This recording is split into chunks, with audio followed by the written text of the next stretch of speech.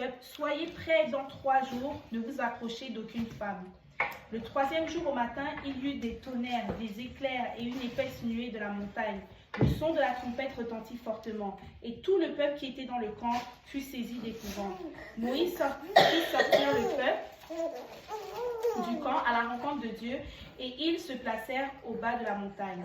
La montagne de Sinaï était tout enfumée parce que l'Éternel y était descendu au milieu du feu. Cette fumée s'élevait comme la fumée d'une fournaise, et toute la montagne tremblait avec violence. Le son de la trompette retentissait de plus en plus fortement. Moïse parlait et Dieu lui répondait à haute voix. Ainsi, l'Éternel descendit sur la montagne de Sinaï, sur le sommet de la montagne. L'Éternel appela Moïse sur le sommet de la montagne et Moïse monta. Donc là, dans tout ça, le peuple d'Israël, ils sont là, ils voient la montagne en feu, ils entendent la voix de l'Éternel, comment Dieu parle à Moïse, etc. Puis, à la suite de ça, Moïse va vers le peuple et Moïse reçoit de Dieu tous les 10 commandements. C'est là que Moïse reçoit tous les 10 commandements. Donc ça, c'est au chapitre 20. Et ensuite, verset 18 du chapitre 20, quelque chose qui est intéressant. La Bible dit, tout le peuple entendait les tonnerres et le son de la trompette. Il voyait les flammes et la montagne fumante. À ce spectacle, le peuple tremblait et se tenait dans l'éloignement. Ils dirent à Moïse, parle-nous toi-même et nous écouterons, mais que Dieu ne nous parle point de peur que nous ne mourions. Moi, ce qui me choque là-dedans, c'est que je me suis demandé, mais pourquoi Moïse n'avait pas peur? Pourquoi le peuple a eu peur, mais Moïse n'a pas eu peur? Peut-être parce qu'il a déjà eu cette expérience-là quand le mouton, je sais pas, c'est un mouton là? Le veau d'or? Non, quand tu vois, Dieu lui avait parlé la première fois en lui disant qu'est-ce qu'il devait faire quand libérer mon peuple, tu vois, genre. Est-ce qu'on sait de quoi je parle? Oui, quand il a l'arbuste qui a. C'est ça, il avait entendu déjà la voix de Dieu, non? Oui, il avait entendu la voix de Dieu. Mais ce qui leur a fait vraiment peur, c'est pas juste la voix de Dieu, c'est le tonnerre, c'est toute la fumée, tout ça. Mais, enfin, moi je vois pas un autre endroit dans la Bible qui montre que Moïse avait déjà vécu ça, le tonnerre, la fumée et tout. Donc, pourquoi ils ont eu si peur?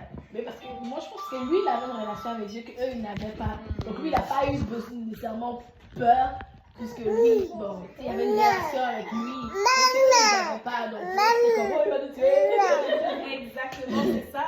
C'est ça le point. C'est qu'eux, ils n'avaient pas de relation avec Dieu. Et en fait, Moïse, moi, je pense que Moïse avait la crainte de Dieu. Il y a une différence entre avoir la crainte de Dieu et avoir peur de Dieu. Le peuple d'Israël, eux, ils avaient vraiment peur. Et ils se sont dit, oh, c'est fini, on est mort là, on va mourir. Donc, ils avaient peur parce qu'ils n'avaient pas de relation avec Dieu. Mais Moïse, lui, il avait certainement la crainte de Dieu parce qu'il faisait ce que Dieu lui demandait de faire et tout. Mais il n'avait pas peur parce qu'il avait cette relation, comme Maïva a dit, il avait cette relation avec Dieu que le peuple d'Israël n'avait juste pas. Et toi, Moïse, parle-nous. Et aussi, ils avaient été habitués à ça aussi, hein, que Dieu parle à Moïse, puis Moïse vient leur dire. Mais pourquoi Moïse n'a pas dit, ok, non, Seigneur, parle-nous? Mais parce que Dieu leur avait déjà parlé. Dieu parlait déjà à Moïse, tout le monde entendait. Parle-nous, mais Dieu leur a dit de venir justement pour que Dieu leur parle. Mais là, c'est eux qui ont dit non. Ils ont juste dit ils ont dit à Moïse, parle-nous toi-même et nous écouterons. Mais que Dieu ne nous parle pas de peur que nous ne mourions. Tu vois, donc c'est parce que Dieu leur avait dit de venir. C'est juste le chapitre d'avant. Parce que Moïse les avait préparés, il leur avait dit, soyez prêts dans 3 jours. C'est la société qui nous fait croire aujourd'hui que les femmes sont supposées porter des pantalons. C'est vrai. C'est vraiment la société, parce que si tu regardes dans l'histoire, les femmes ne portaient jamais de pantalons.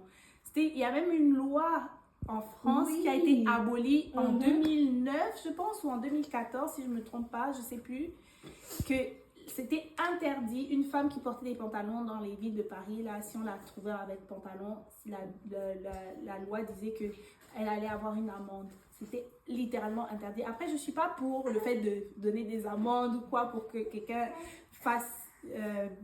s'habille d'une façon ou pas, mais c'est juste pour dire, c'est juste un exemple pour dire que c'est la société qui nous fait croire aujourd'hui qu'on est supposé porter, nous les femmes, des pantalons. Mais quand tu regardes dans l'histoire, jusqu'en 1900, à peu près 50, quelque chose comme ça, les femmes portaient que des jupes pour aller faire tout, pour des infirmières, même pour aller faire des sports d'hiver comme le ski. La dernière fois, c'est Daniela qui a posté même des photos de ça sur Instagram, des femmes qui étaient allées au ski, qui avaient des jupes. J'étais comme, waouh! Tu peux tout faire en jupe, tu peux vraiment tout faire en jupe. Et c'est ça, c'est normal Si je peux redire aussi un truc.